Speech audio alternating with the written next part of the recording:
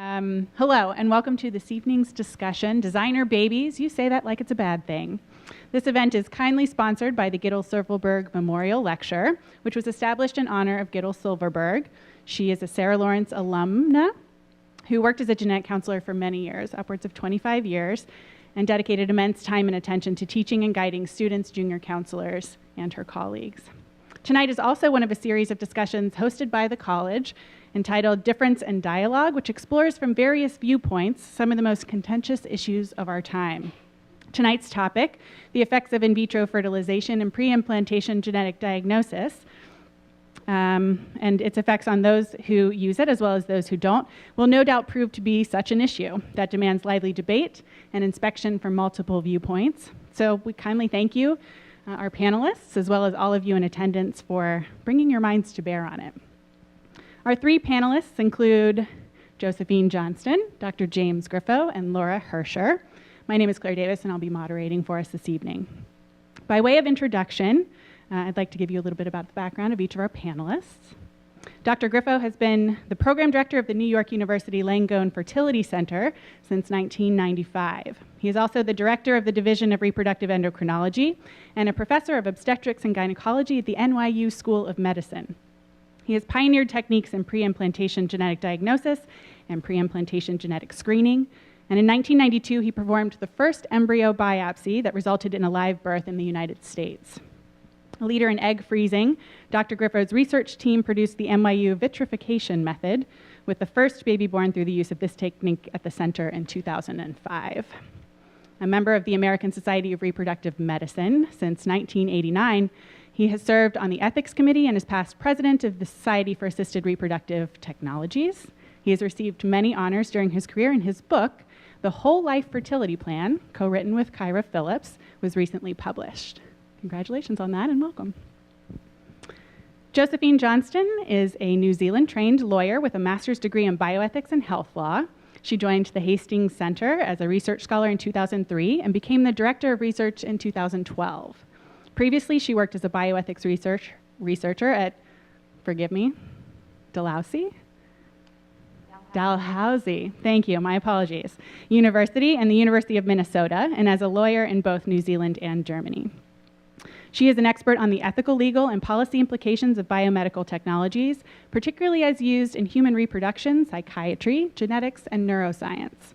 In addition to numerous scholarly publications, her commentaries have appeared in Stat News, The New Republic, Time, The Washington Post, and The Scientist, and she is frequently interviewed by the media, appearing in The New York Times, The Wall Street Journal, The Guardian, Wired, Vice Media, and ABC's Nightline.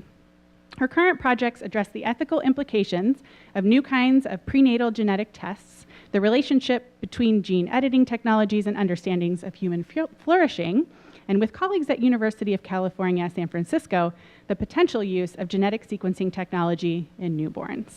She is also a member of the Columbia University Medical Center's Center for Excellence in Ethical, Legal, and Social Implications, examining psychiatric, neurologic, and behavioral genetics. Josie, thank you for joining us. And Laura Herscher is Director of Student Research at our own Sarah Lawrence College's Joan H. Marks Graduate Program in Human Genetics. As a writer and researcher, her work has focused on ethical and legal challenges faced by practitioners of genetic and genomic medicine. She has shaped many of the National Society of Genetic Counselors' position statements as a prominent member of the Public Policy Committee, and currently serves as the Ethical, Legal, and Social Section Editor of the Journal of Genetic Counseling. She is a frequent commentator on issues related to genetic counseling and has written for Scientific American, Wired, Genome, the MIT Technology Review, and the New York Times, among others. Laura is a co-founder of the DNA Exchange blog for the genetic counseling community and the host of The Beagle Has Landed, a podcast also for genetic counselors. Her first novel, Anybody's Miracle, was published in 2013. Laura, we're delighted to have you with us. All right, so to start us off, let's see if we can get to some type of shared understanding about the idea of a designer baby. Laura, could you tell us how you define this term?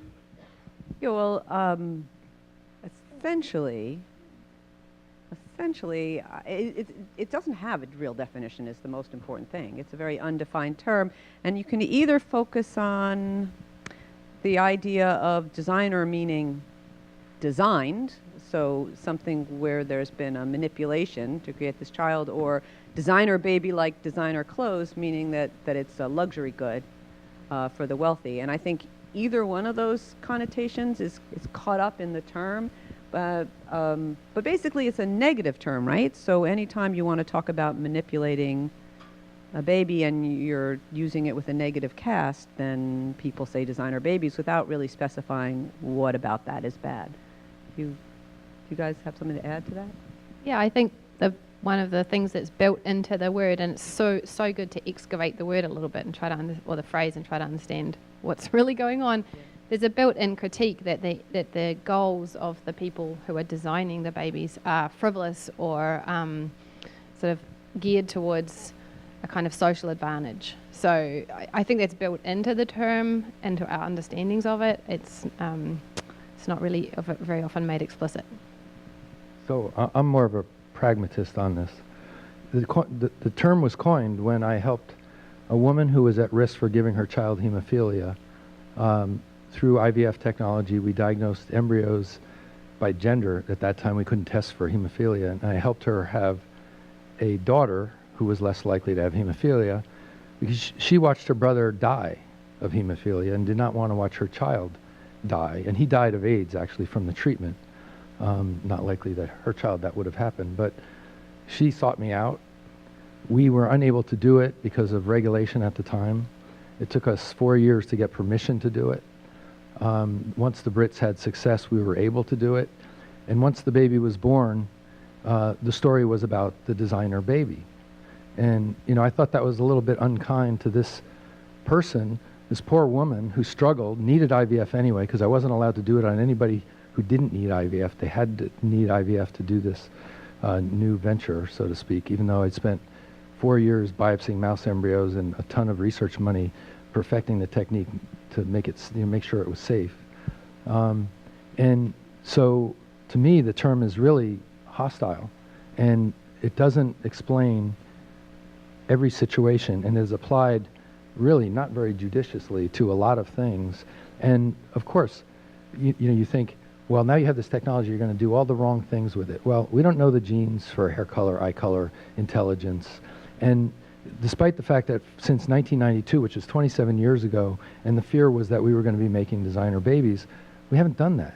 All we've done is help people have healthier babies, and the technologies already existed. She could have terminated her pregnancy, but that wasn't really her choice, so she chose a different route. And, our patients are in these discussions, and these discussions leave out what happens between doctor and patient in terms of what we're doing. So I think it makes sense to be afraid of these things, but I think you also have to understand the potential good of these things, and nothing's all good or all bad. And just because we can do something doesn't mean we will, and we haven't. But so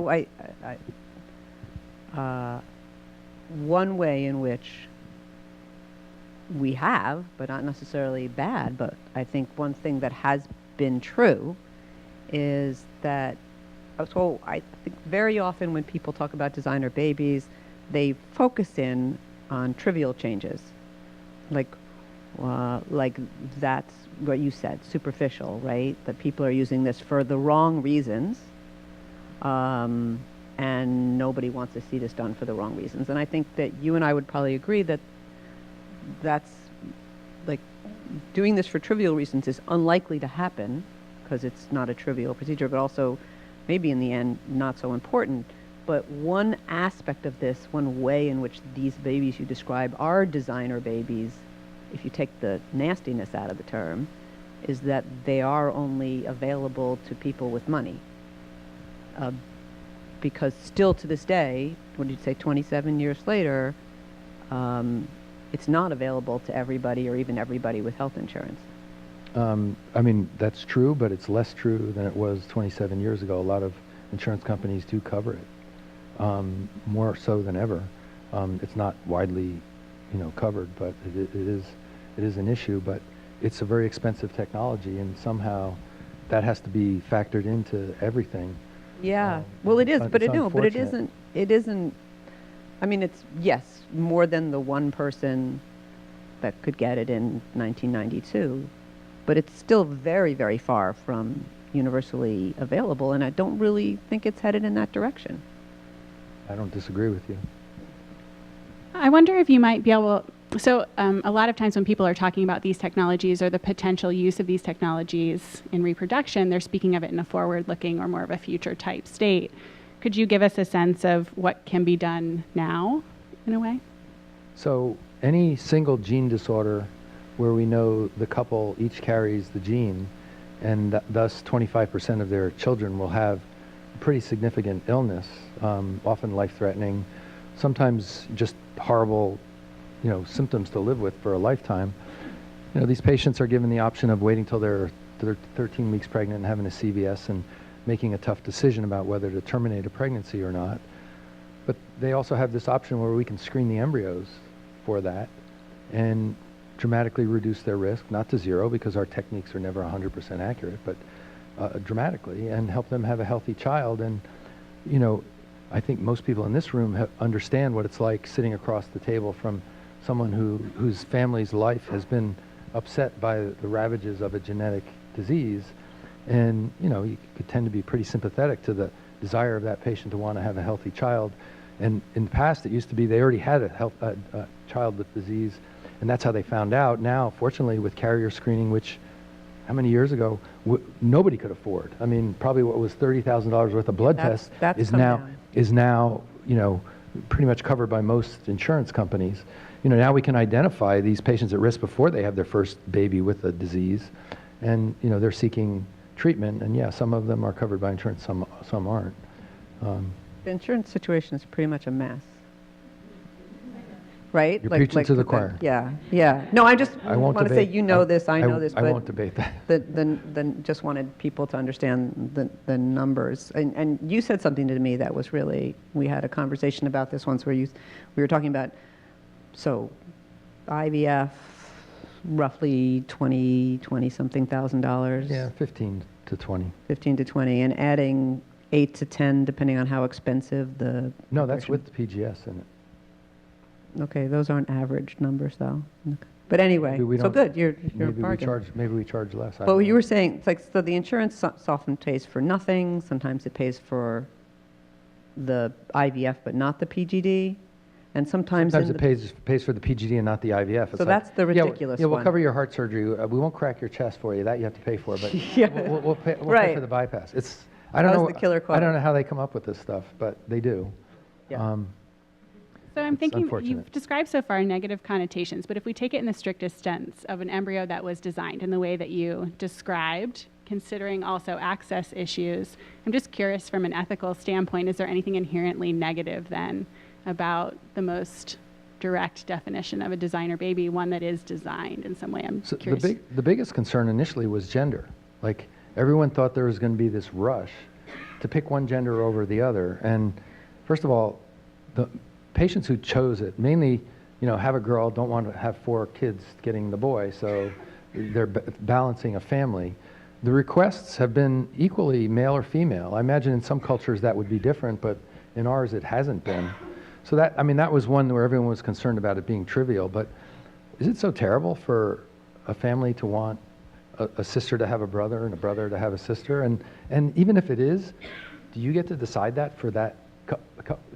I'd love to hear, Josie. So, I'm set up now. No, that was a great pass. So your question was whether or not, in this sort of most straightforward sense, there's a inherently negative thing in choosing, selecting for or against even something really serious like a life-threatening condition. And so, of course, that's a thing that people disagree about, right? Like, that's a very... If you go across the United States, you'll find people with very different views on that question. And some of those people are never going to walk into an IVF clinic because they don't think that any embryo should be discarded or, tested or assessed. And so you get the whole spectrum. And then at the other end of that, you have people who think that everybody who can use IVF should, in order to have the best possible child they can have. That's the other sort of extreme end of the spectrum on this issue. And then you have everything in between. So I think this is an area in which one would expect we should expect significant disagreement about even the most straightforward case.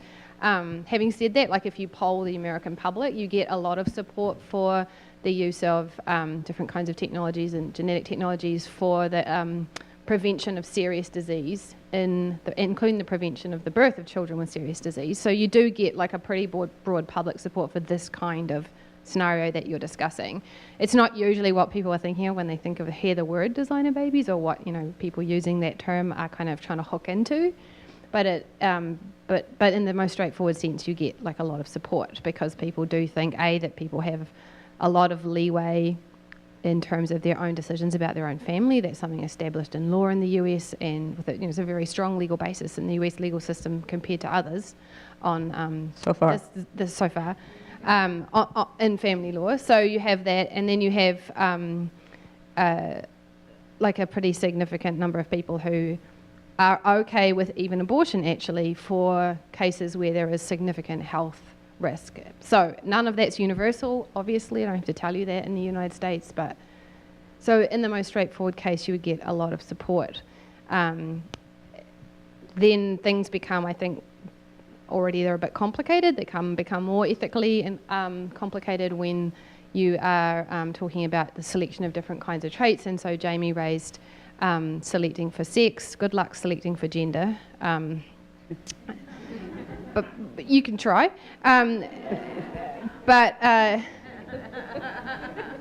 Well, gender's a moving target. But selecting, no, it's okay. I know that people don't like to say sex, but I'll just say it. So selecting for sex would be one where there would be more of a diversion. And so one of the arguments that Jamie gave was that people who already have children of one gender might be looking to control sex, or however you want to discuss it.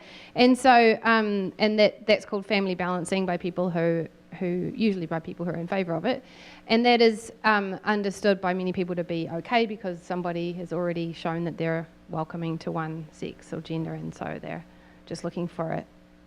I think it's a much more complicated issue than that, but I'm not going to make a law against it. So I like to distinguish between things I think are ethically problematic and things I think there should be a law against, and most of this stuff is not in the law against it department in my books. And I did go to law school, so I was trying to look for places where we could pass laws, and this is not where I'm not looking to do it in here. But I think that's a harder case, actually. And there is a law against it in most of the world. So in some countries have it, yeah. And so Jamie raised one reason why you might have a law like that, because you're worried that it's going to tilt the gender balance in your country one way or the other. So that's for the philosophers in the room. That's a consequentialist argument, right? You don't like the outcomes. Very improbable. Right. So you have countries where they have a gender imbalance because of infanticide or a selective termination, and it looks like in the US the trends don't really go either way. So for some people who really just care about outcomes, consequences, they're like, well, their consequences are fine, so I don't have a problem with it. There are other people for whom the morality of something is more complicated than just whether the outcomes result in a gender imbalance. So I just want to kind of just suggest that it's actually pretty complicated stuff, and people will have different views about a lot of this. And so when you get more to that murky end, not a life-threatening condition, not sex selection, we're talking really more about trait selection, which could be more or less about health. There is a lot of hype and perhaps a lot of trepidation about that. Laura, from your perspective, how much of that is justified? Well, there's a couple of, there are some people who are advertising trait selection through IVF, and I would say it's nonsense. Like, scientifically, it's nonsense.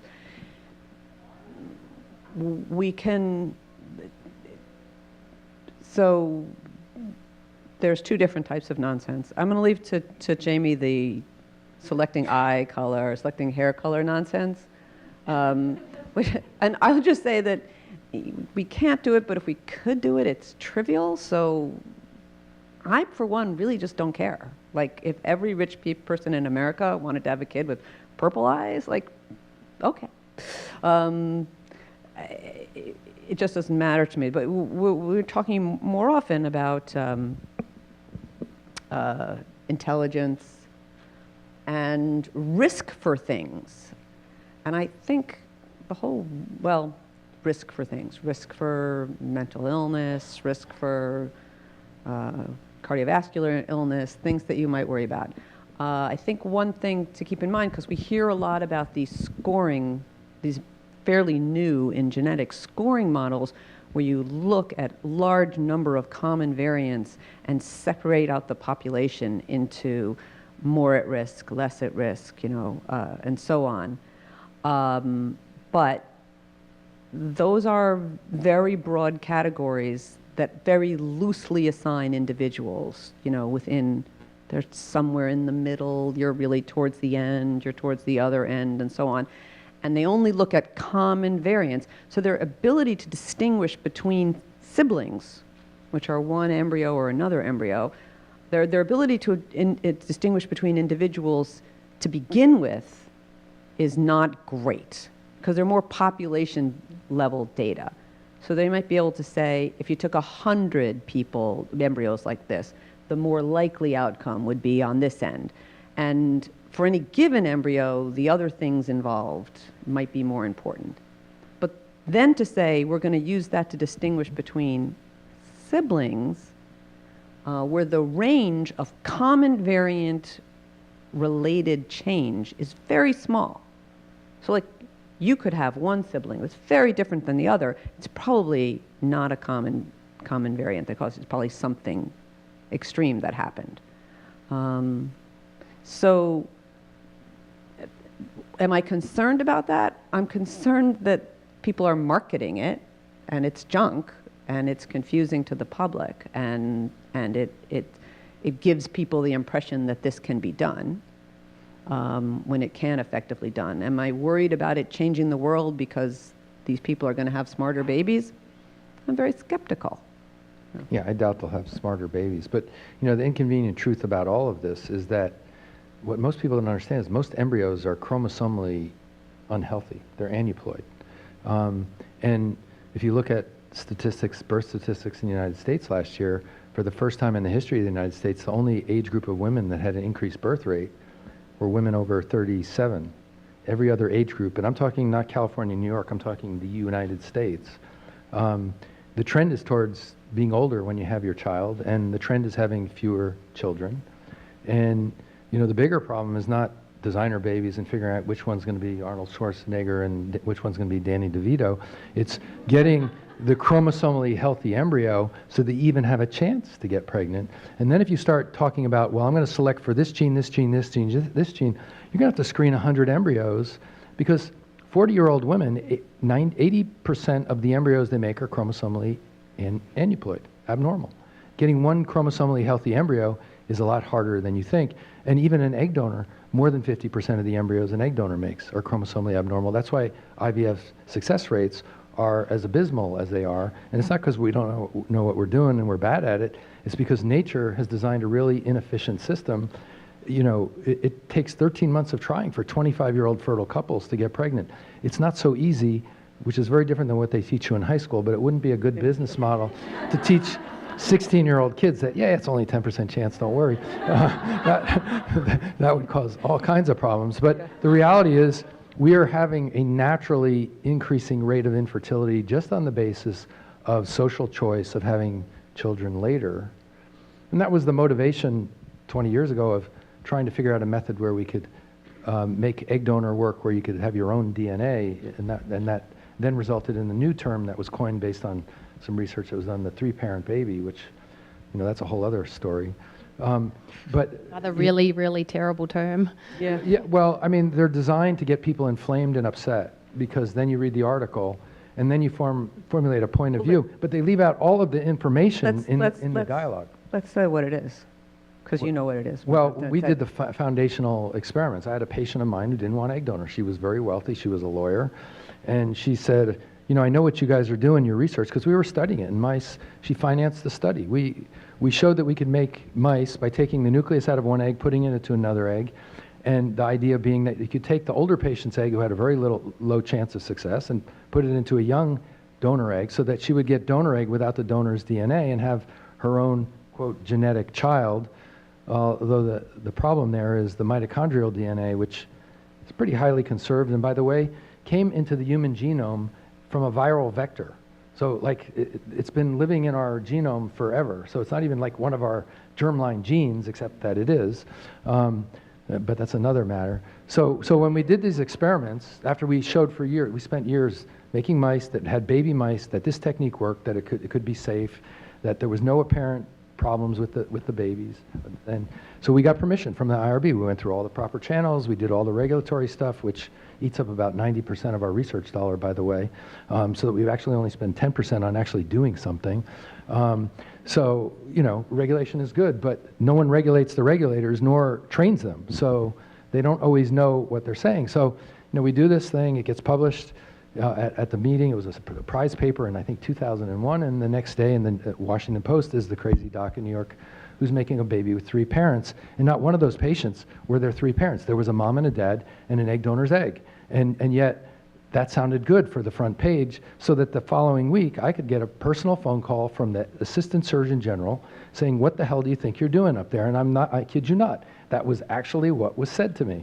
And I won't mention the name because I'll probably get in trouble for slander, but you could figure it out. It wasn't Everett Koop, but it was,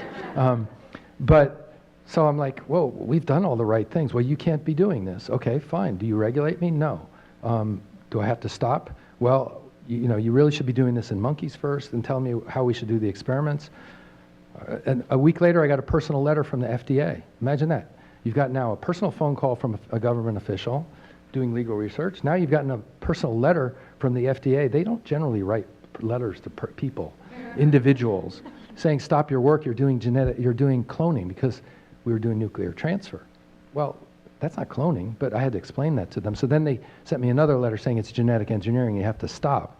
So, like, that's a lot of effort and a lot of money spent by regulators. Little going backwards. Yeah. I'm not Yeah. disagree. It's a little going backwards. And when we first became able to start moving DNA from one animal from one I shouldn't use the word animal, but one species into another species, yeah.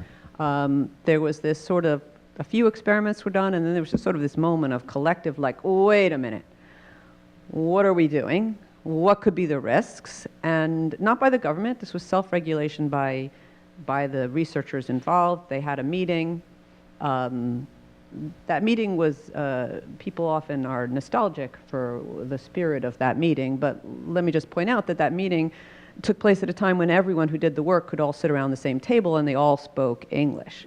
So it was a different time when self-regulation, I think, was more of and there was a decision made to sort of stop.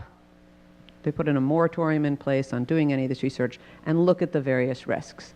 And what came out of several years of looking at the various risks, there was a lot of different things on viral research and bacterial research and so on. But in terms of humans, they said, well, we'll draw this line. And it was an easy line to draw because you couldn't do it. So it was like a very hypothetical line. It was like me saying, you know, like, I don't want that $6 million apartment because the second bathroom is sort of, you know, pokey. So they drew this line where they said, we'll allow you to do work in the somatic cells. In other words, we can do gene therapy. If somebody's ill, you can create changes in their genes that they'll have throughout their lifetime, but not in egg, sperm, or embryo, not in the germ cells, because then it won't get passed down. And that kind of created a sense of protection, because it's like whatever you did wrong, it would stick to one person, and it wouldn't like be carried into the rest of the human race, you know, in perpetuity, theoretically. And it wasn't a very actually meaningful line, but it was a line. And really, the purpose of that line was to allow everything on the correct side of that line to move forward without so much anxiety, I think, more than anything else. And then suddenly, it became possible this idea of being able to transfer mitochondria from one person to another. And somebody pointed out that theoretically, that violated the line. Now, I happen to totally agree with you that only in a very theoretical way and not in all the spirit of the law is mitochondrial count the same as nuclear DNA. And it's much more like an organ donation, where if you have someone else's liver, you have their DNA in your body too, right? Like, so it's a 2-parent baby with a pancreas? Or? Yeah. I mean, we don't say after somebody has a bone marrow transplant that they have 3 parents, two that gave birth to them, and also their donor parent. Like, we don't think about it that way, and it's really the same sort of thing. But there was this idea, oh, we've crossed a line. And it was a line that had held for many decades. So it felt quite consequential, I think. And then there was this awful term, 3-parent baby. So that was, but there was some reality to it and some not reality, but that was sort of and now it's come up again, right? Because in the United Kingdom this year, they're allowing for the first time people to, in their system, it's not for the first time that it'll happen, people to do mitochondrial transfer therapy. And I would expect that sometime this year we'll hear about the first of those pregnancies. But it won't be the first ever. No, because there was the first one already, but it was possible, how many years ago? 2002. We actually gave, I gave $500,000 of intellectual property to the Chinese because I knew it would never happen in the US. And I sent my fellow who was part of the project and the person I paid to train on all the mouse stuff, and we did all the human foundational stuff. And they went and a woman had a pregnancy, but they put 5 embryos back because in the mice, 20% of the embryos would implant. So they figured it's going to take 5 embryos to get 1 baby, and the lady got triplets. And she lost, well, they reduced the twins, and then she lost the twins due to an obstetrical, ruptured membranes at 18 weeks, and then the other twin was hung around for a few more weeks, and then was born and didn't live because it was pre-viable. But the babies, the fetuses, were healthy like the mice were, but because of that bad outcome, which was an obstetric outcome from really a bad decision, the technique got, buried, and now it sits. And these patients with mitochondrial disease, the woman who used it was a patient of mine. She had 2 babies die from mitochondrial disease, and she was Muslim and was unable to use egg donor by religion, and she had no choice. That was the only way she was going to have a baby, and she read the consents and made a decision, and she has a baby now that she wouldn't have. So let me just say, this is going back to something you said earlier. So 2 things, two of these stories. One is, I had this woman, she was a lawyer, she had a ton of money, she gave me $500,000, she wanted to do this.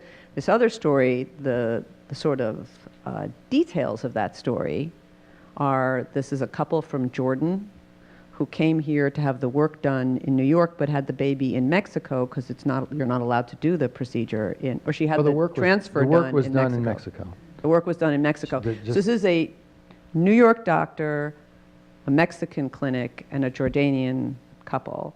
And if that doesn't bring home to you that this is something available to people with money and not available to people without money. And so while I'm like a genetic counselor, right? So I have the same impulse that you do. I don't want to see these people denied having a child. I'm not upset that they have a baby. I'm glad that baby's healthy. That's also my sort of thing.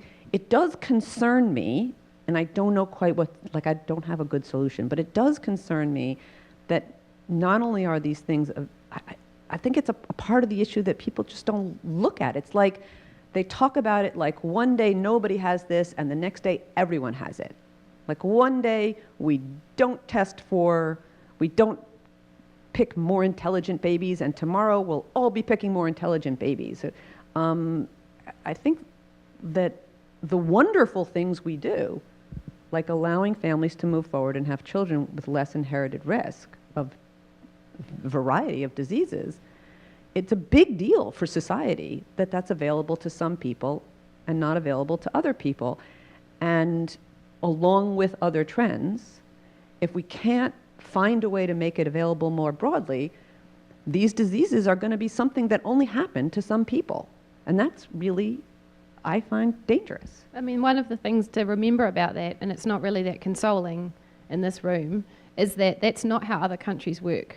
So other countries will offer something to their populace when they can offer it to their populace, and they don't offer it before then. So it gets Canada's position, that's New Zealand's position, so that when you have something that can actually save lives like this, you make it available to your citizens, and you actively discourage there being a kind of top tier of people who can get stuff that other people can't, especially when it's in this kind of life-saving department.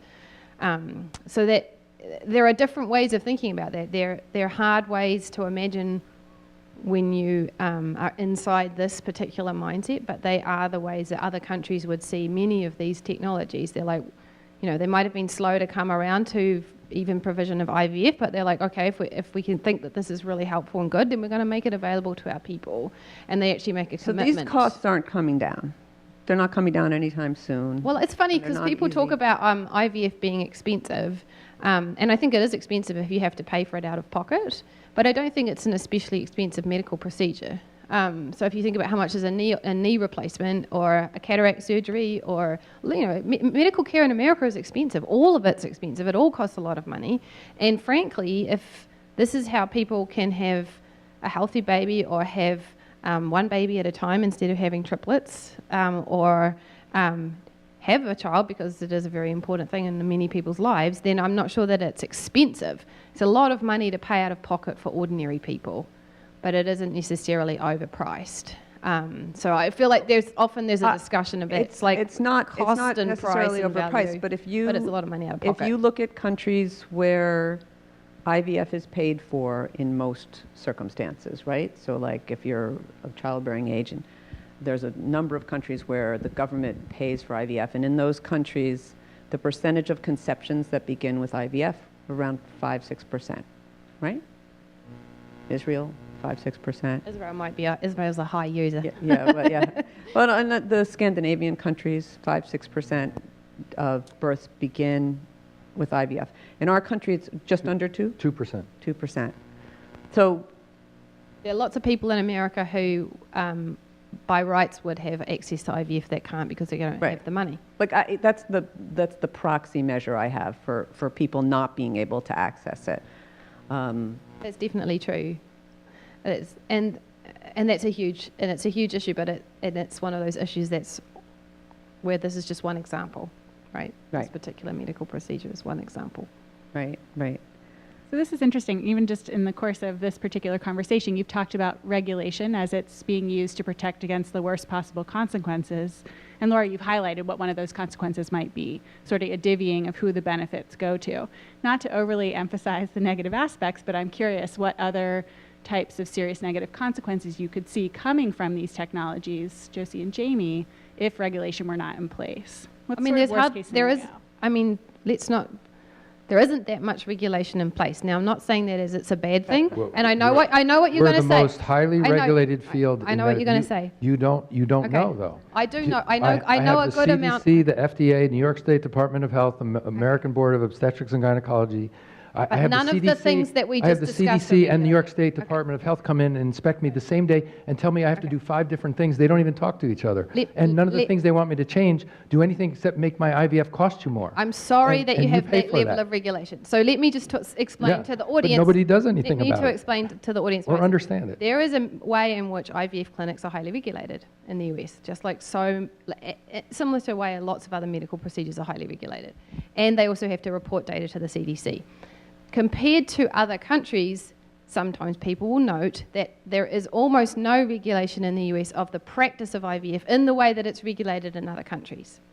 So I'm not saying that's a bad thing, actually. Like I said before, I don't see a great role for regulation in a lot of this area. But in other countries, for better or for worse, there are laws about many aspects of this, including things like whether or not you can make germline modifications or heritable changes. So in the UK, which has comprehensive legislation on assisted reproductive technologies, for better or for worse, they had a law that said that one part of their law was you can't do anything that would pass on a heritable change, where you'd create a heritable change. So what that meant on the face of it is they couldn't do mitochondrial replacement because indeed you would be doing something that would be inherited, right, the change.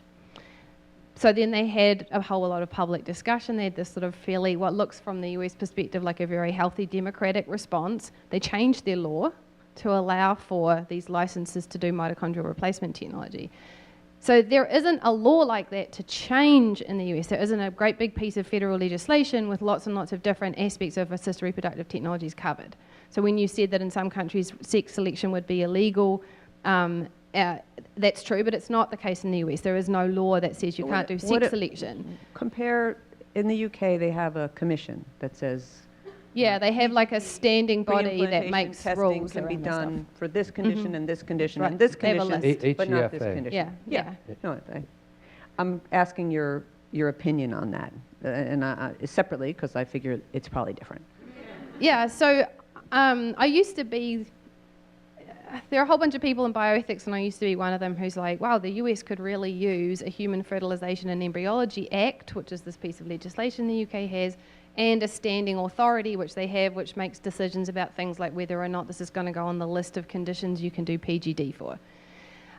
I'm not so sure that that's the right way to go in the US, actually. I think that it's very, very difficult to imagine good regulation of assisted reproductive technologies in the US. I've lived here since 2001. I haven't seen a lot of evidence of really good regulation of reproductive issues, and I'm not confident that that is a way that this would go forward. I do think that ASRM, which is the Association American Society for Reproductive Medicine, and ACOG, the American College of Obstetrics and Gynecology, has a big role to play and does play a big role in setting norms and standards and practice standards around some of these questions about things like how many embryos you transfer, how do you talk about sex selection, etc. There's a big role for the professional organisations to play, I think, even bigger maybe than they have been, and there's a really big role for social norms and for like open discussion and counselling and all of these other things. I'm not someone who wants to see law in the US right now on this stuff. Well, I mean, you want the best example? The Ron Wyden law, which came out of, there was a clinic in Oregon that was starting IVF. They never had a baby, and they were telling their patients that the average success rate for an IVF cycle was a number, but they never had a baby from their clinic. And Ron Wyden found out about it and thought that was terrible, and decided that the federal government, through the CDC, should report statistics, success rates of clinics, so that people could go to a government agency and be able to choose a clinic based on numbers, although that was never the intent of it, and it was clearly put in all of the things saying don't use this to compare clinics because it's not, the same patients, blah, blah, blah, it's not useful. And so what happened? We were at a time when we didn't know much about aneuploidy embryos, and the only way you could get a decent success rate was put back too many embryos, which is what we did. And because patients wanted a high pregnancy rate, and they tolerated the twins, but we made a lot of triplets. There was a time in the 90s, I was about to be the president of SART, and we changed all of that, but it was a direct result of a law that was well-meaning, but totally misguided. And now the SART registry, we had better pregnancy rates, but we were making more multiples and more problems because of a law that made patients look at a government registry that compared clinics, and people had to have the best rates. And so some of us were not really that good about, like, wait a minute, are we doing the right thing by putting 3 embryos here when we should put 2? We'll take a little lower pregnancy rate, and it caused a big problem. I always reterm that as the United States High Order Multiple Birth Act, because that's what it did. It used to be that, if 3 women went to the and 1 had triplets and 2 didn't have babies, it would be like 1 pregnancy per person, right? Like the early days. 3 well, births, no, three- it wasn't three births, ever 3 that bad, but it was bad. And you know what? Now, I can't read the report and understand it, and I've been doing this 30 years. That's how bad it is, because they've tried to make so many corrections to correct for this problem, and it's done by people who aren't in the field, don't understand it, and just want to try and follow a law written by people who don't understand even what we do, because they want to protect you from me, and all they've done is created a mess. And guess what? I probably spend $100,000 a year in my clinic just meeting the law, and it does no good. And you pay for it. And everybody thinks that's a good thing. Well, I don't. I really don't.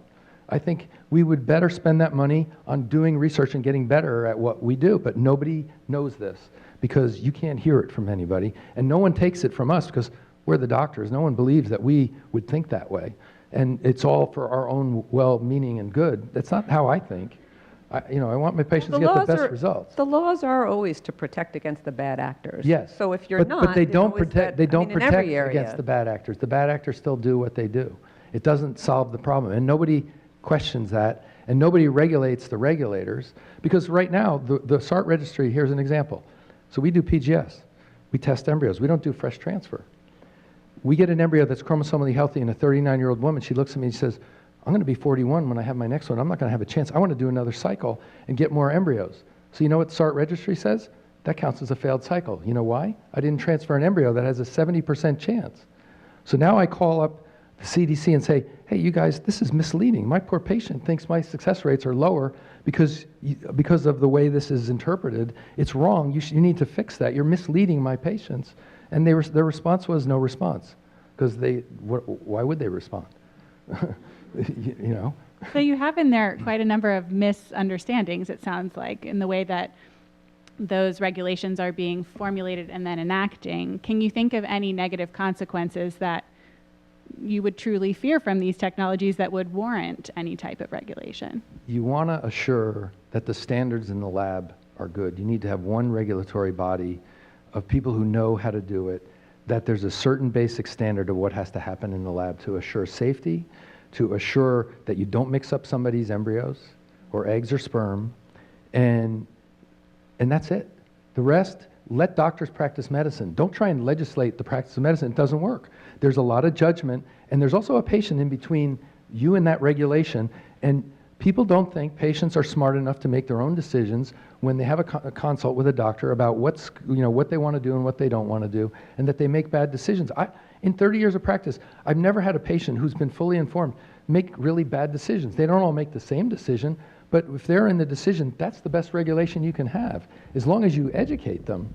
And you know what? You can try and regulate that. You can't. There's always going to be a bad actor. I hate to say it, and I don't know how you can protect that, but if you pass really expensive means of trying to do that, all you do is make it even more unaffordable for the people that you're most concerned about. I mean, it's worth pointing out that when people do sort of act badly, like you were saying, in the IVF context, there have been repercussions. So the doctor in California who transferred, well, you hear different stories, but it's between 7 and 9 embryos. He transferred 6 embryos. He lost his license. Yes. So there's always that level, Yep. right? So that applies all throughout medicine, and it applies in IVF too, in fertility treatment as well. And then the other thing, of course, is that there are also protections, consumer protections, for when some of these services cross over from being straight up medical procedures to being more like consumer services. So the Federal Trade Commission will be interested in claims made by companies who are egg brokers, for instance, or egg freezing brokers. So there are other general legal protections that apply to these areas, as well as applying to all, to much larger, that aren't targeted to IVF. So I do think, as a general matter, when you start regulating specific areas, you're at risk for doing all of the things that Jamie has said, getting things wrong, meaning well, but actually, ending up doing something that dates really quickly or is really hard to change or to improve. But if you have broader protections, then they can apply in these contexts just as they do in other areas of medicine and commerce. I'd just like to follow up with something you said earlier, where you said, well, this issue of the social consequences, it doesn't happen in other countries. But given that neither my country nor me personally is willing to say, in the meantime, no one else can have this. It's an available technology, but you can't have it because someone else can't afford it. That doesn't seem to me to be a fair thing to say to somebody. How do we address the societal impact issues here now? You're meaning that there are people who can't access There are fertility treatments. many people who can't access it, and it's sort of you're able to eliminate a certain set of risks. So I don't like any of the regulations. I didn't answer my own question about the British agency, but they had a whole debate about whether or not to allow people to do testing for BRCA genes. And I've heard people in this country have arguments. It's a controversial thing because it's late onset and because we have some ways to approach it. But I don't know anyone out there that works with these families. I can't imagine sitting across from one of these families and saying, you know what, it's not necessary. You don't need to not pass this gene down, when they've had these terrible impacts in their own lives, right? Plus, you don't want a bureaucrat in Washington making that decision. No, for I you. don't. I just think, like, if that's where I don't, when they actually come down to drawing lines, I don't like any of this. I'm just frightened by I see a number of things headed in this direction. I see a number of the technologies that we have increasing rather than decreasing existing health inequities. And it's scary to me to think of, genetic diseases are common, shared. risk. And if it exists for one half part of the population and doesn't exist for the other, it's a dangerous thing. And I don't know if I even quite buy that that's true in other countries, because I know people in Britain, and it's true that the IVF clinics there that are run by the NHS only offer this. But if you have money, you go and get what you want. It's available somewhere else. They have private clinics there too. It's not really true that in these countries that do a better job of taking care of everybody across the board, that there aren't these differentials. It's worrisome to me, and honestly, I struggle with it all the time, and I don't see a So I do think solution. that you can, that what you're asking is for these changes that increase access by people who have a reason, a specific reason for The wanting to only use the thing I can technologies. think of to argue for is increased access. Yeah, so you can, and you have seen gradual changes. So it's not impossible that we could imagine a future in the US in which Medicare, hang on, I get them muddled. Medicaid, No, we Medicaid, care for the old people, Right, and we okay. aid the... that Medicaid and insurance would cover fertility treatments within certain kinds of limits. It's not impossible. I mean, It would the just starting- They mean do. They do already. They all cover up to Clomid, but not IVF. It's not impossible to imagine those expansions, especially when presumably initially, at least for people especially who have these kinds of family history of disease, that where you can make this kind of compelling health-based argument. I do think that there's room in the US system to make those changes so that access would be increased. You'd have to start by having it be universally accepted that this is medical care and that infertility is disease, or that preventing disease is medical care? Medical care.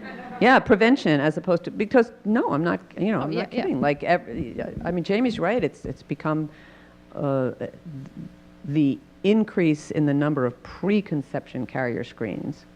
It's like a rocket right now. So many more people. It used to be that they did this only in a very limited way and ethnicity based, and then they sort of were screening a little bit more, but usually when someone's already pregnant, and now it's very typical now. Some of the to do changes in just preconception. access to fertility. So you're going to find things beforehand. Some of the changes have happened at the state level. So states have passed laws asking, mandating that companies of a certain size in their insurance policies include certain kinds of fertility treatments. So you certain could see, states do. so even if you don't think that there's a moment coming where we could see across the United States access to these kinds of treatments for everybody, you could imagine that states might Jamie, ask if there for- were more people, would it bring the cost down, or the costs really fixed? Well, here's the problem. Our costs have gone up, 5 to 10% a year for the last 10 years, and our prices have not.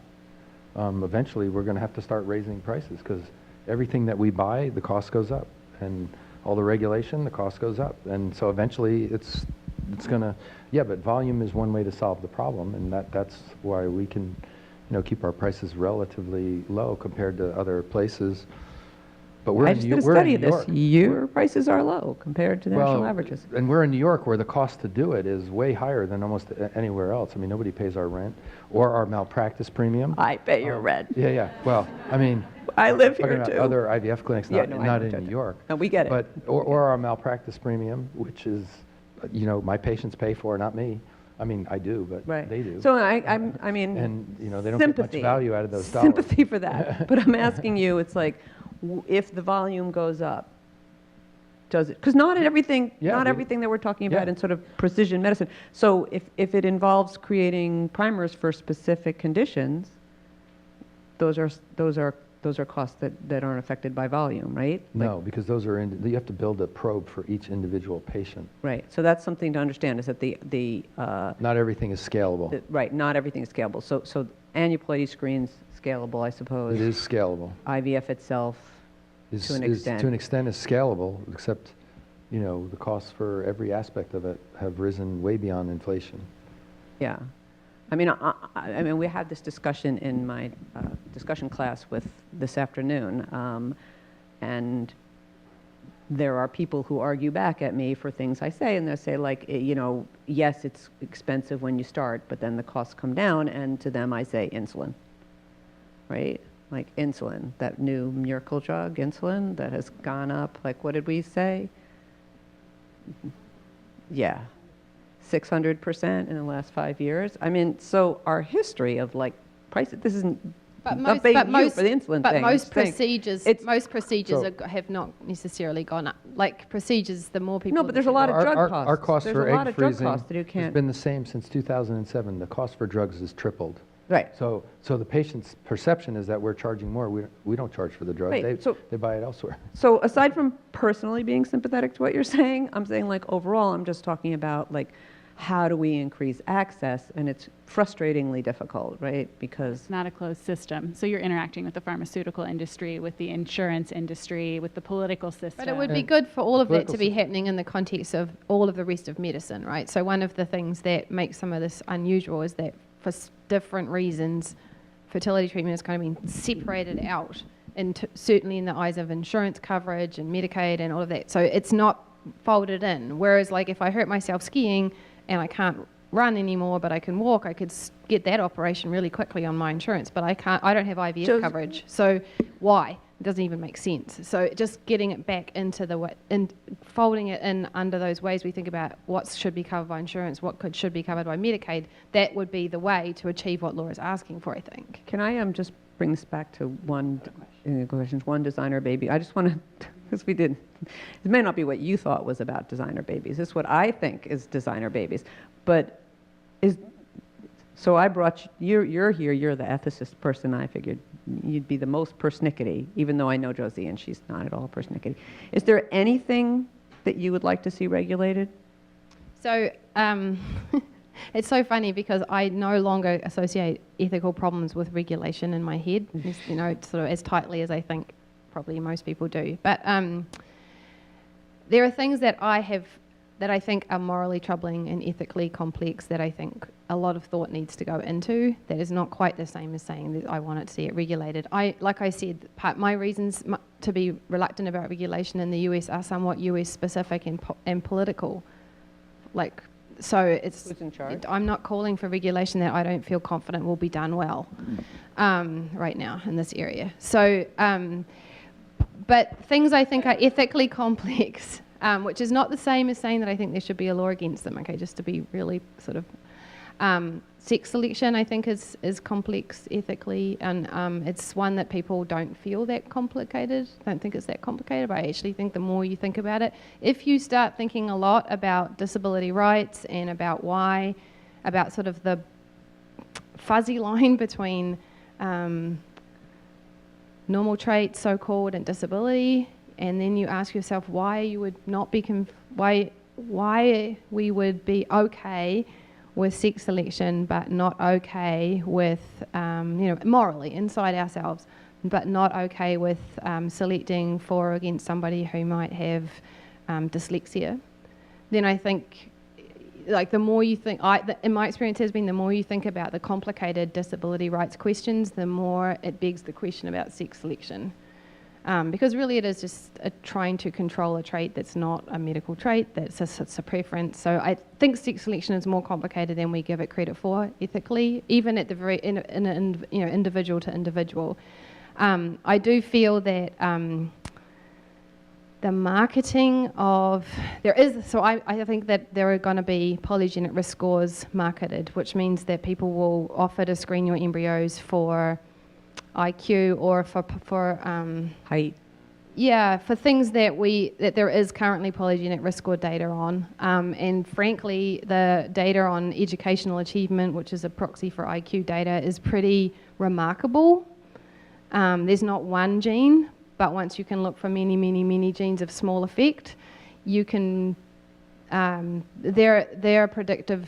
The predictive strength of those scores is quite remarkable, and more of that will be sold. Population level. I'm not predictive. worried. And you're going to have worried to screen about 100 embryos, and nobody's going to be able to afford to do 10 retrievals to get those 100 embryos to find that one, good one or whatever. So Are we going to talk about Hank really, or am I going to talk the about thing Hank that really? I guess the thing that I worry about in all of this is just all of the contextual and kind of societal factors that will pressure people to feel like that's the way they should go. And one of the beautiful things about having a child for me was letting go and not trying to control much about who she was, And I would worry about a future in which people feel that they don't have the luxury of that way of becoming a parent, that they actually feel this social pressure, this anxiety of like, I have to try to do everything I possibly can to maximize the outcome. So that's the kind of, that's the thing that gives me a lot more pause than, so I'm not at all nervous about people screening their embryos for Tay-Sachs. I'm nervous about a future in which people feel like they have to take extreme measures all the time and can't just sort of sit back and have the parenting experience that, you know, most people in this room have been able to have, or that their parents could have, which is just sort of being surprised by what came and being open. So that's it's the parenting experience that I think is most at risk in all of this, actually. And that's an interesting... I just think it's more theoretical than, I mean, I'm totally sympathetic to what you're saying, and I get that, because I don't like those pressures. You have to have the perfect baby. There's no such thing. You just have to have your child and then help them become a great person. And so anything that kind of suggests otherwise just... It does. And we might not think it cheapens what we do as parents. I get it. And there are countries, I mean, you know, the good news is we can't really do research, that. I don't think it's possible. And for 27 years, I've been hearing about this same fear. And all that I've seen happen in our clinic is we make singleton pregnancies 99% of the time now, because we do mostly single thawed euploid embryo transfer. We've lowered miscarriage rates in some groups as high as 40%, 25 to 40% down to 10%. We make, 99.6% singleton pregnancies. It used to be, just at home in bed, 2% are twins. And you say, well, twins are great. Twins are great, but they're not. They have 7-fold increased risk of cerebral palsy, 7-fold increased risk of fetal death, 7-fold increased risk of preterm labor. The good news is 7 times the small number is a very small number, but it's risk people don't have to have. And, I even presented to an insurance executive how I could save them money by giving them singleton pregnancies if they just paid for this technology. And the response was, no, you should put it on the private market. You're crazy to talk to me. That's what he said. What's interesting is that reality is discrepant from a lot of the hype, or part of what brings us here, even from the topic of what people are concerned about. And it seems like that speaks more to this sense of, are you depriving people of that parenting experience through a false sense of control, which doesn't exist, I think is what you're arguing. Yeah. It might not exist at this level of genetics, but it's the kind of thing that people are aiming for when they're like feeling like they have to maximize everything about their child's upbringing and their high school. It's all of our anxieties around how high school and college admissions, all of that gets kind of brought into this, bleeds into this conversation, and is part of the anxieties that drive this kind of fear, I think. I'd really like to open it up to some thoughts from the audience, if we may. So if anyone has a question. Hi there. So could you comment on research that shows that, so you mentioned right at the beginning about aneuploid embryos and how so many women create aneuploid embryos that can't be transferred. Can you comment on research that shows that some of those embryos, especially when they're mosaics, can be transferred, and how that, if that's true, how that knowledge will change our risk assessment of that and other technologies, and how we communicate that in the clinical context to expectant parents that sometimes we really don't know about risk assessment, and that with new technology that can change. Yeah.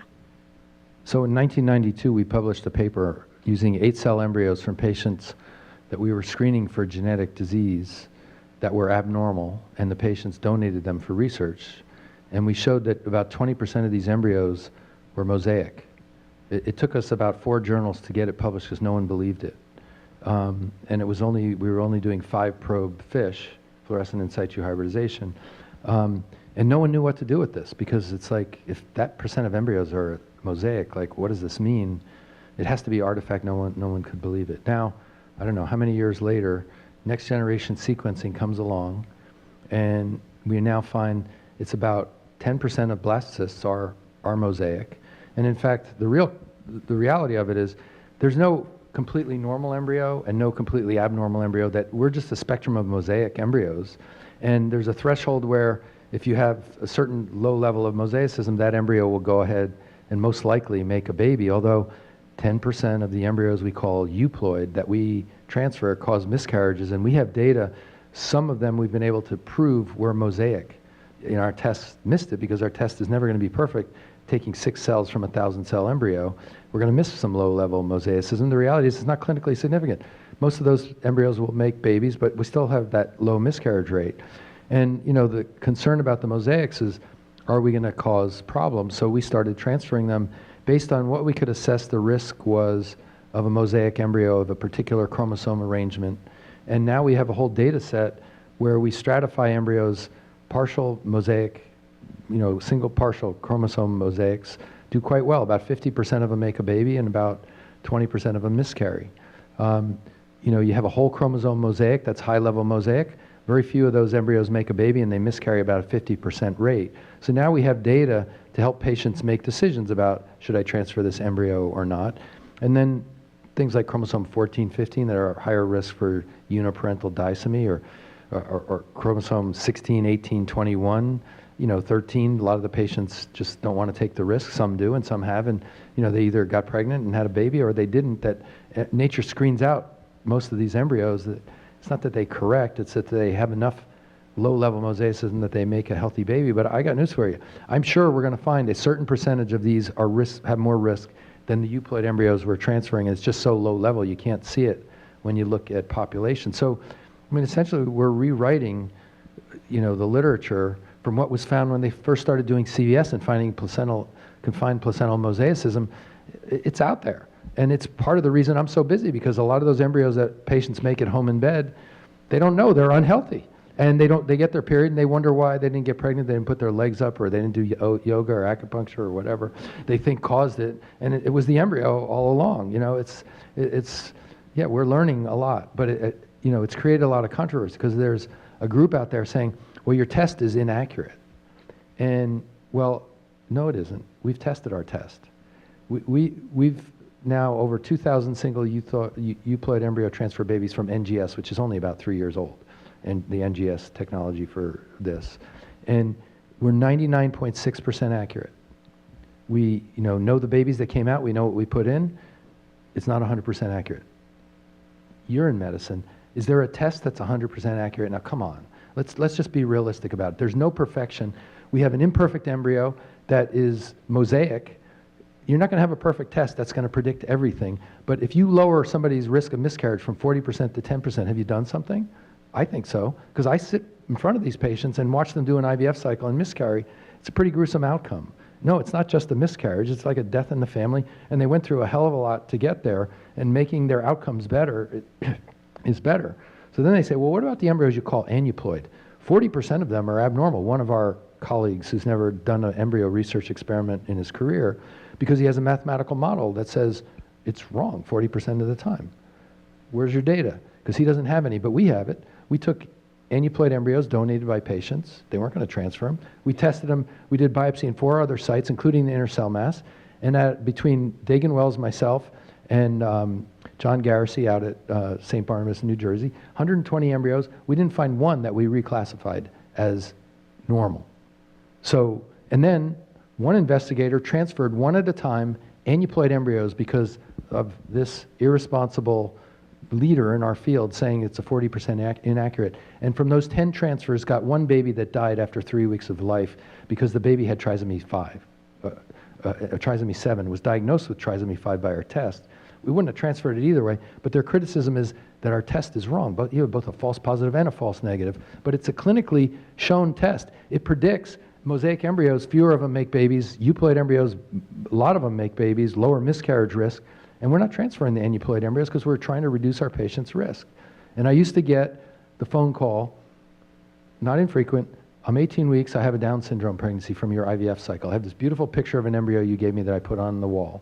It's a terrible phone call to get. It's awful for that patient, not for me. For me, it's awful too, but it's a million times worse for them.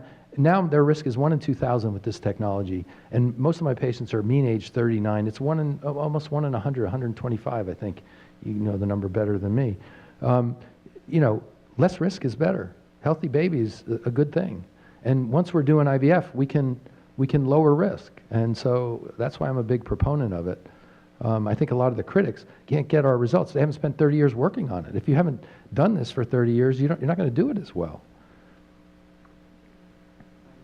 I wanted to ask you guys about a couple of things that are more ethically challenging.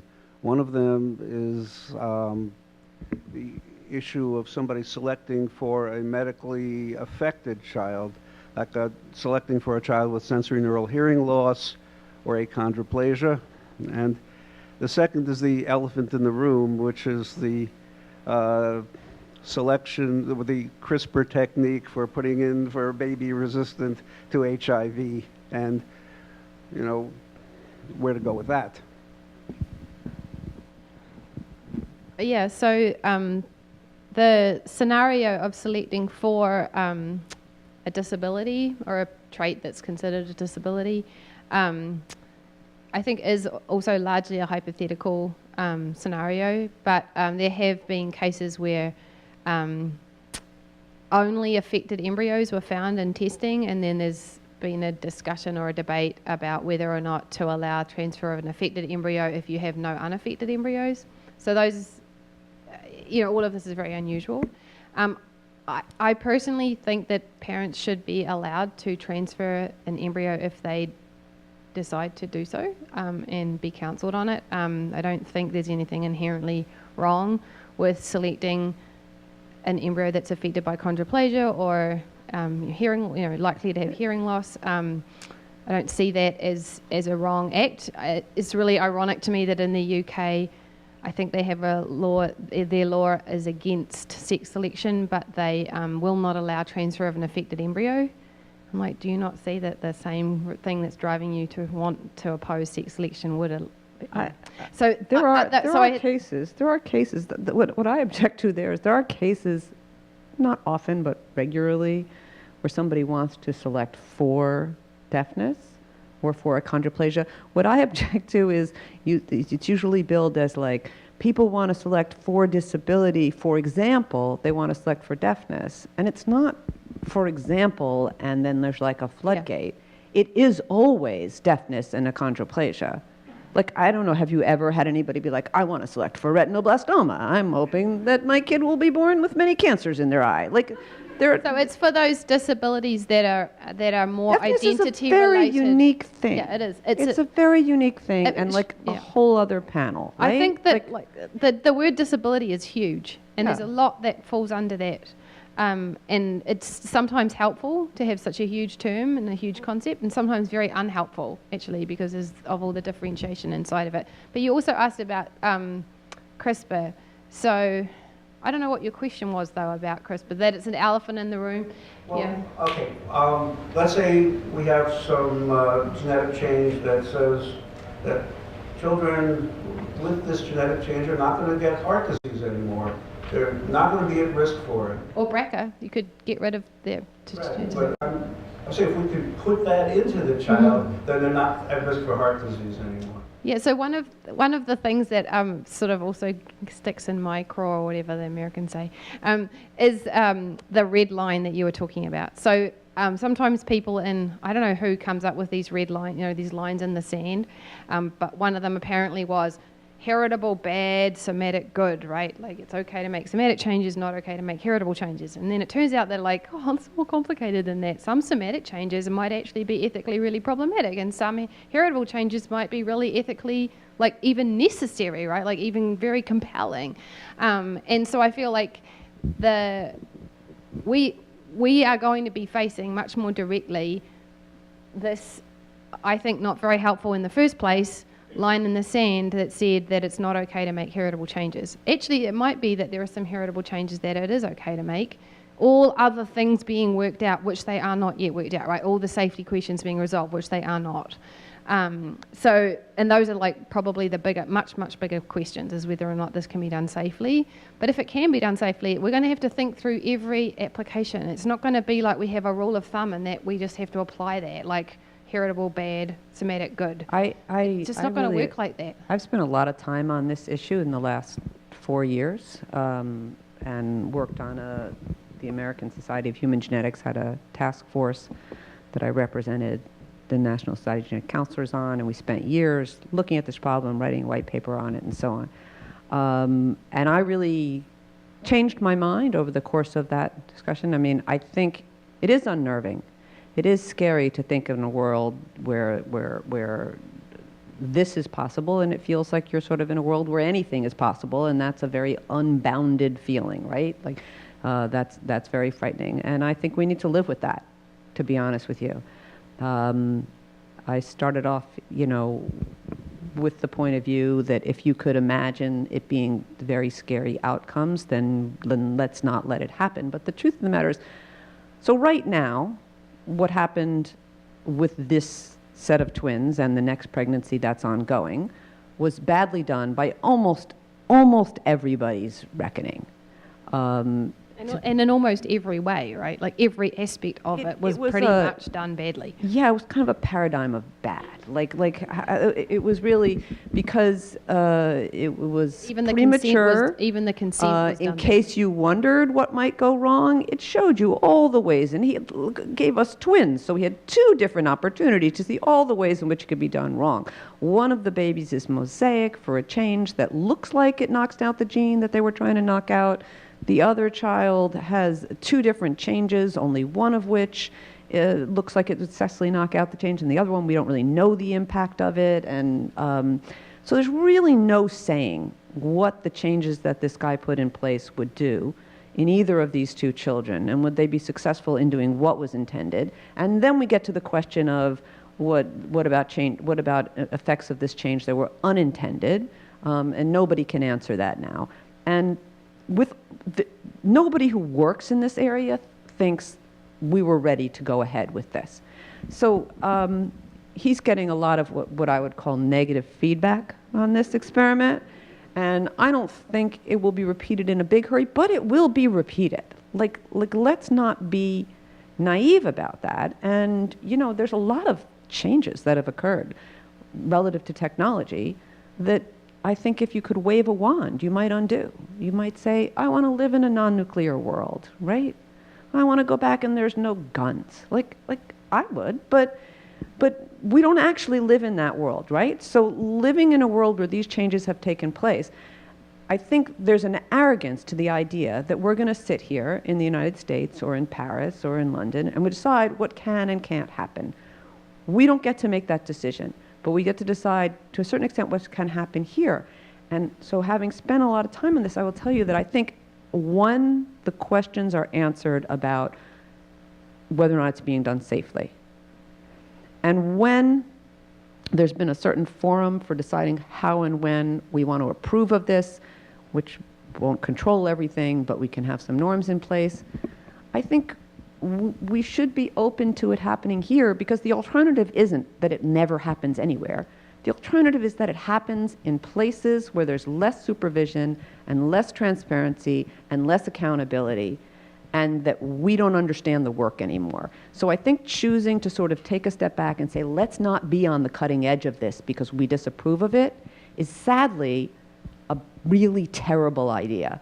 So I think that not only should we be going ahead with just experimental work without pregnancies, but I think we should be funding it, which is not a popular thing in the current government. And if you want an example of really pretty weird law on this stuff, while nobody was really watching in December of 2015, I think it was, or maybe, Congress added a budget rider to a giant omnibus budget bill, one line that says that the FDA is not allowed to use federal money, so the FDA can't, no money can be, this is how America regulates this stuff, no money can be spent on the FDA looking at an application for something that would be a heritable change.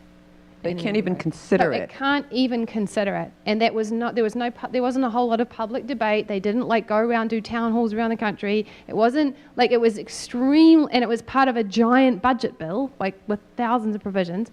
And that's how that's being regulated right now. So that's why I'm very skeptical. Not only do I think that's the wrong law, I just think the way it was done is appalling. It's not how you should pass a law on these kinds of issues. It's just completely batty in my view. So don't do that. That's going to have to, it's going to have to get undone, right? Once something becomes part of a budget bill and it's a rider, we know what that means. It just carries on and on and on. So that's going to have to be tackled. How do we get ahead of the public discussion and the marketing and the, if you look back at IVF, I started as a counselor 31 years ago, and when the clinics were advertising pregnancy rates and other things, and you saw all those triplets and the loss and the NICU and all that. And I'm afraid that with this embryo selection, with the intelligence scores or that's already being marketed. I don't know how broadly, but how do we have the discussion so the public realizes that that's not something you really want to do, that the science is bad? If I look back at IVF, the UK switched to just one embryo before we did, and finally there was enough evidence that I think there were players like yourself who said, we've got to switch that way too. But there's still centers in the country that'll transfer more than one. So how do we as genetic counselors and other professionals say, this is bad science, it's not ready? I don't think regulation's the answer, but how do we get ahead of that discussion, that conversation? I definitely think there's a really big role to be played in public discourse. So one of the things that you all know, I'm sure, is what happened when Angelina Jolie wrote about her own use of BRCA testing, and that changes the way that suddenly people learn a whole lot. And there needs to be a similar kind of conversation about the complexity of genetics. So people have learned that there can be a gene for a thing, and they also have learned through BRCA, I think, and maybe some other genes, that there can be genes that increase risk, right? So that they've gotten more complex than just one gene, one disease. It's like one gene increases risk for a disease. So now we need to move to the next third and fourth base here, which is that there are also some genes that increase in a very small way, and then there are some that are not very well understood, and so that we can have a more complex understanding. And so that's a big public education project, but I've heard lots of people asking for it, and NIH doesn't feel like they can fund it because they do research, not public education. But there needs to be, people who work in your fields, as much as you can write and speak to lay audiences about the complexity of genetics and about the various different kinds of decisions that people make and why, and sort of trying to educate people so that they have a bit more of an understanding than just oh, you have the gene, you get the disease. I think that would be super helpful. I had taken to writing for BuzzFeed. People read Yay. it. Yeah. And fiction, I don't know. It's just a big communication project. I think when it comes to transferring embryos, that's something that only happens with an interaction with the doctor. So you had more chance to educate people. Oh yeah, I've been a big proponent of single embryo transfer before even PGTA, but there's a cost to it in terms of success rates, and that's why people who aren't doing PGTA are transferring more embryos, because if 80% of them are aneuploid, you're not going to have a very high pregnancy rate putting back one embryo, not to mention the miscarriage risk. So, that's why I'm willing to take the risks of the PGTA not being 100% accurate, because to me the benefits far are in excess of the risk of, I don't know what percent of embryos we called abnormal that could make a baby. It's a tiny number, but it's worth it. For 30 miscarriages per 100 patients who are pregnant, it's worth it. And the patients make that decision, because I don't make it for them. I tell them, and then they decide. And they either do it or they don't. And most of them do it when they see the data. And it's just honest, real data from the clinic. I don't sugarcoat it. I don't, make it up. It's real. But that's another area where the cost feeds in. The lower the cost is for people to do a cycle, the easier it is for them to say, right, Dr. Griffo, I'm going to go with one embryo, right? The higher the cost is, the more desperate they are to have each cycle work. Yeah, it's complicated. If it was free, it'd be easy, but then we'd have different problems. We'd be done in 2 weeks. We'd run through our whole budget.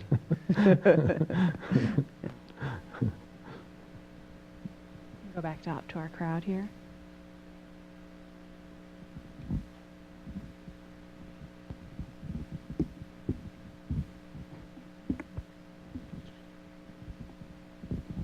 I just had a practical question about, as a genetic counselor who then meets with a patient who's had IVF with pre-implantation screening for chromosome problems, who does know there's a small residual risk to have a baby with a chromosome problem. Most of our patients do not want to do a CVS or an amnio after what they've gone through to become pregnant.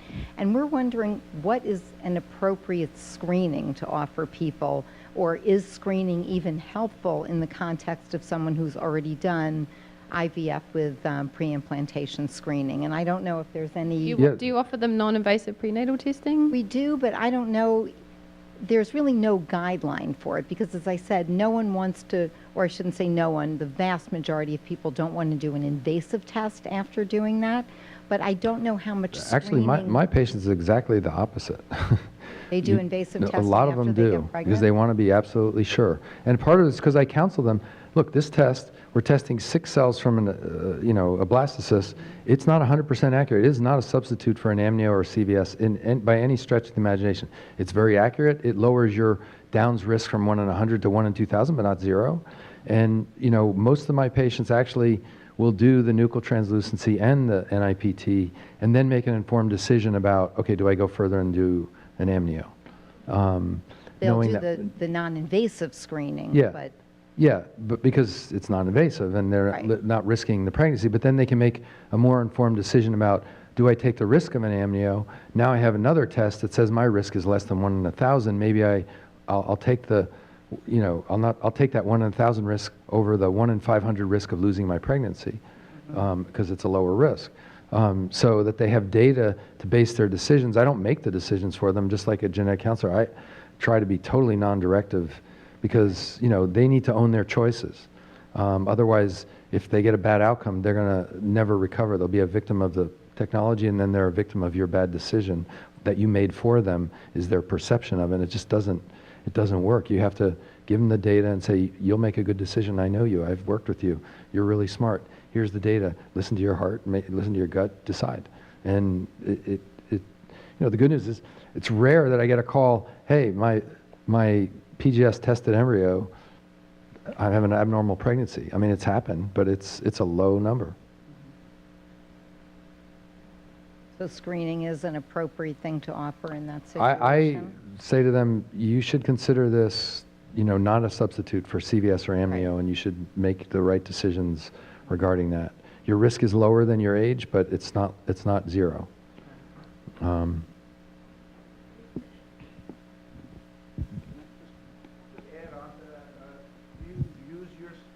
Do you use your statistics as to what the risk is going in as the baseline for then calculating the NIPS and the ultrascreen? If you're saying there's a 1 in 2,000 risk going in. No. I tell them those are independent tests. I don't do them. You should see what they say. Use that as more data to make a good decision. Because more data is more data.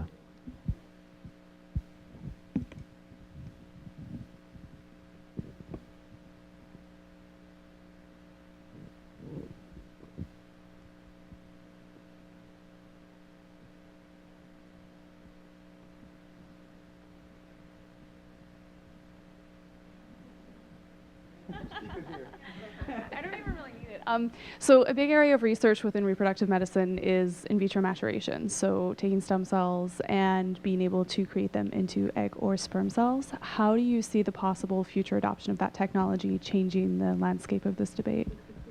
I knew someone was going to bring up Hank Greeley. Yeah, so the idea is if you can, you were saying you can't screen 100 embryos because it's incredibly arduous, dangerous, expensive, everything to get that many eggs, right? So what if you can take skin cells and turn them into gamete cells, and suddenly you can choose between 100 embryos, and if you can afford this and you want to have a baby this way, and you can, and you don't happen to have a baby the other way, you've avoided having a baby the other way without the screening. And now you're choosing between 100 embryos, and what level of difference does that inject into the situation? Is that what you're asking? Yeah.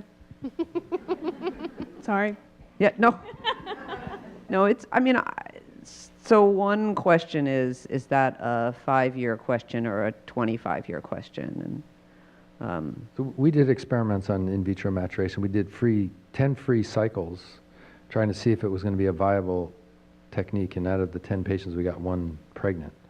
I don't think it's very efficient. I think 27 years later, it's still not very efficient. I think it's theoretically possible, but I think it's a long way off. And I'll probably either be dead or retired or both by the time it becomes, so I don't spend a lot of time As long as you're not both thinking, dead and still working. Yeah. So I love science fiction, so I would love to indulge the question and imagine, like Hank Greeley does, that there is such a thing as, this, and you can make 100 or 1,000 embryos and screen them all, and there's no law against it. And so to me, that like hypothetical situation really puts a finer point on this issue of how, at some level, individuals are going to really have to think through how much choice and control, which are things that we've always thought in our society, I think, are really good things, and like generally have been really excellent, and certainly women fought super hard to get any kind of control, right, in this area and have choice.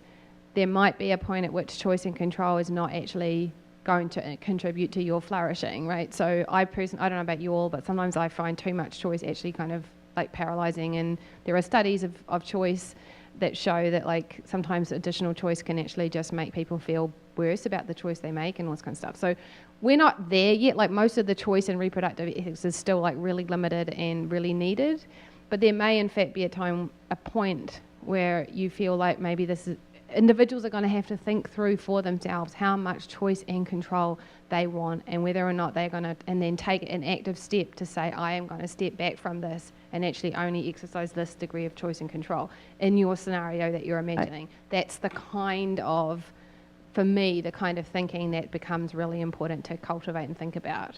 And I think that like it's not just relevant in this hypothetical, I have 1,000 embryos and I can screen them for everything under the sun. It's an idea that has a place in the rest of, in more, today as well, but it's just that it's not generally where the money is kind of right now. I can remember when there was a phase, a fad, like there was a period of time where there was going to be like whole body MRI scans. We're all going to get whole body MRI scans, and they were opening them up in malls and stuff, just like, to pop in and get a whole body MRI scan. And what could be the downside of that? More information. It was so great. That is the downside. Yeah. And I remember having an argument with a friend. It was not a heated argument. It was a friendly argument. And she wasn't suggesting that her insurance should pay for it or whatever. She was perfectly happy to pay out of pocket and stuff. And we had this back and forth where I said, I don't think this is a good idea. And then it wasn't a whole body MRI, but she had another situation where the doctor said to her, while you're having surgery, you could also have this done, something medical, and it was horrendous making the decision, like actually being in the position of having to make the decision, and we never heard a word about whole body MRIs, because then also they just went away, right? They just went away because everybody, I don't think it's an exact analogy, but I bet that this is something that after a generation of some people doing it would get a lot less popular, not a lot more popular, because I think the ability to pick with great precision what you want in your child is a fantasy, right? Like there's too many other things involved in development. And a nightmare. So the nightmare is real, and the sense of having, but I really want a kid that loves classical music is not there, right? Like, so the ability to do what you sort of fantasize about doing, and at the same time, the nightmare of feeling like you're responsible for making all these decisions and weighing, do I want a kid with, because even with 100, there's not going to be one which their scores are just, it's going to be like, some things are actually balanced against each other. Is this more important to me than that? Do I take a lower hypothetical creativity but higher, it's horrible, it will be terrible. And it won't give people what they want. And I think if it actually ever happens, which I agree would not be soon, if it actually ever happened, I think it would be something a bunch of people would jump at initially, and then when they actually saw what it was like for people, it would step back to being something reserved for only some serious medical uses. That's my best guess, and obviously I'm completely making it up, right? But that's my, Can I ask I one more write question? fiction, so Okay. that's just my story right there. So one other thought that I had while you were talking about access to IVF and insurance coverage is, what limits, if any, do we put on that insurance coverage, right? Because right now, the way that insurance works for patients who have insurance, some patients have to go through IUI cycles before they can go through IVF. A lot of them have lifetime maxes about how many cycles they go through. And you get a lot of couples where they exhaust their insurance coverage. And, I spoke to a guy on Friday for 40 minutes, 2 rounds of IVF, no PGS normal embryos. So now the stakes are way higher because if they do another cycle, it's all coming out of pocket, right? So it's like also this interesting consideration about, well, do we put a lifetime max on it? Do we say we cover it until you get a take-home baby? Do we say you get X number of IVF cycles, right? It's such a complicated issue. But, I definitely agree that there are probably a lot more patients out there that would be accessing the services if they had more financial support. It's not really driven by data. So, that doesn't fully answer your question, It's but a it lot would be driven- kind of good if some of it was driven by, if there was some data feeding into these. It's a lot driven by caps. financial data and less driven by medical data. Yeah. So there might be, there might be like medical criteria where certain medical criteria match a certain number of transfers, or, like. But yes, but what you're it's not- saying it's is, not done in like my, that. It's like in my these- fantasy world, if you increased access via insurance, you would have to take all of those factors into account, right? Like you wouldn't infinitely do.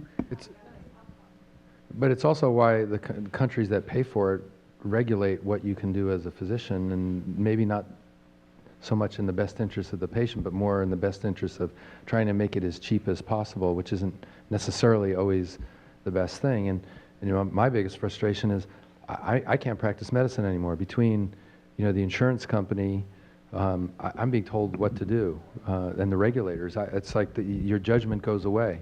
Like I want to give a certain drug combination, the insurance company tells me I can't do that based on I don't know what, but they've decided that. So the patient, I put a plan in place. The insurance company calls the patient, tells them their doctor's an idiot, doesn't know what he's doing, and he has to change the plan or they won't cover it. So the patient calls angry at me, like, why am I doing this all wrong?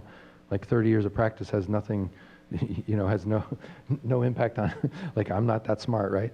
And an insurance executive who never went to medical school is deciding, because it's really based on finance as opposed to actually clinical data, which mine is and theirs isn't. But that's the double-edged sword of coverage too, is that then they dictate care. You have to do 6 IUI cycles first and have 2 miscarriages first before we can do something that you probably would spend less money to get 1 baby healthy, but we're not going to do that because it's too costly. It's a real problem. Right, so there's disadvantages if a national health insurance makes a decision, and there's not a good scenario. It's not like it's a perfect scenario with the insurers are making a decision, so no good outcome. But if you're No, doing there's health a lot of policy, good if somebody's outcomes. in charge of health policy, they It's would way take all better of than those it things was. into account. It's way better. The people have more access than they've ever had. So it's just never going to be a perfect outcome, because there's always going to be, you can't spend all of our medical resource dollars on this. You can't. You can, but then other things are going to suffer, and you have to figure out where you draw the line, what's most valuable. And then you're going to have policy people making decisions that ordinarily would be made in a doctor's office between a patient and a doctor. Oh, well, they would just be made by people not coming. Right. Yeah. That's the other decision. Yeah. Do you guys think if we discuss more access, and we now live in a world where there is more access, that we as the providers, the counselors who are asking patients to make these decisions are in a position where we know how to do that with patients who are now of lower education level, potentially different socioeconomic areas? Do we still, the way we practice right now, does that still work for that group, or do you feel like we will have to change as practitioners to deal with that? So I would want to know what it's like in states that have bigger, like Massachusetts, where they have more coverage. Has that meant a change in genetic counselling practice? I know that sometimes policy changes can lead to genetic counselling practices. I know that, for instance, genetic counselling in states with very limited access to termination services for prenatal testing, genetic counselling, that policy really impacts the counselling. But I don't know if that's true if you expand access to IVF, if you have different kinds of counselling required But there are some states and countries that have, you know, a much broader demographic accessing these treatments, and it would be good to know what their experience is. I mean, but we don't say that about other types of genetic counseling. We don't say, if we're dealing with this low-income population, we can't get them to make sensible decisions about amnio or what. I mean, I think people have a hard time when it's hypothetical, but when it's actually in their lives, you guys are genetic counselors out there. Do you agree, disagree? I feel like people can get to it. They can make their decisions. No? Yeah, no, that's been my experience. So I'm just curious from maybe a bird's eye view here. We've covered a number of pressing topics today, and including technologies that are more and more far-fetched or maybe farther away from being implemented. And it seems like, just generally speaking, tonight we benefited from an ethical analysis, an exploration of the feasibility. So not to make you put a number on it, but how long do we have to explore this in this type of way before we actually are scooped or lapped by the technologies that they're already in practice? I think it already happened with prenatal testing, actually. So advances in prenatal testing came before people were ready to counsel patients on it, and it's just going to keep going. So I think it's already happened in so in that regard, I think it's already happened, and the catch-up is we're already playing catch-up now. For genome editing, I would have said we had 5 years. Then Thanksgiving happened. So yeah, it's made people. I mean, there's a version of that gene editing thing where it was just like a beautiful case, right? Where it did it really well, looks really great, really excellent choice of gene to target, like really compelling, blah blah blah, and then it would be a different conversation than it is. The fact that it was this sort of widely heralded disaster shapes the conversation going forward in ways that are like good and bad, but like are specific. Any lessons learned then from the prenatal testing or from the flip side disaster of... Don't underestimate the role of the companies. Don't underestimate. The role of the companies. The companies are going to shape the discourse unless you do something about that and you have another set of... Like, do not underestimate. I think that like there are a bunch of startups in Silicon Valley who were like working on prenatal testing, and I don't know if anyone paid attention. And then suddenly they're actually the ones who are like shaping, like they've got the marketing and they're shaping the expectations of people who are walking into the clinics asking for specific things. This ties to Andy's question where he's saying there's all this offering out there. It's out there. It's going to happen. What I'm more worried about is people, looking for the new fancier thing. The couples who've had 4 or 5 unsuccessful cycles, they go to the doctor who starts advertising, I'm doing embryo selection, and I can not only select for healthy embryos, I can also select for intelligence. That company exists already. I know, but we all know that's bogus science. Well, let me rephrase that. If in the conversation, if they understood that you're probably only going to have a couple of embryos, and there are a lot better things to select your embryo on if you're going to do a transfer, but we're not going to, we're going to let the market drive this moving forward. It's even like if we look at non-invasive prenatal screening. A lot of women don't understand the limitations of that test because it's been driven by the companies, not by the science. And so how do, as I said earlier, how do we get ahead of the conversation so maybe slow that down? Data, and it's out there. It's just not out there in a way that it's easily accessible so that you can make those kind of decisions. But I mean, that's ultimately the solution.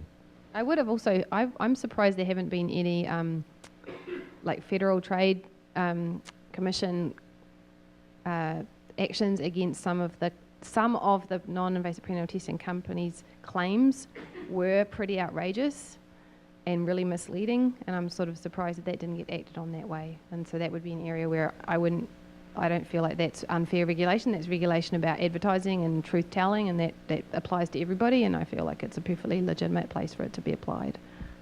I mean, I think this audience is the group that can really shape that dialogue by taking action in terms of getting data, collecting it in a meaningful way so that it can be used in a meaningful way, and then you'll have something you can say to a patient. Because ultimately, if you have data that's accurate and reliable, then you're going to be making better decisions. And it's doable. It's really hard to do. Oh, I'm just feeling really depressed. Because I'd like to say, I mean, I'm a writer. I'd like to say, you know, the media helps, or the media hurts. So what's out there makes a difference. I mean, you said when you got shut down on that, the starting point was the Washington Post story, if I remember correctly. Yeah. And we don't have to be, you know, defeated by that. We just have to keep doing what we do every day and work towards a defeated good by outcome. is the current media climate where people's, you know, live in ecosystems where they pick what they believe first and pick their media to suit their beliefs. But this and forum so is a it's total hard example to- of three people who don't agree on everything. We had a nice conversation, I thought. We did have a nice conversation. And so that's... There it that's- is, yes. But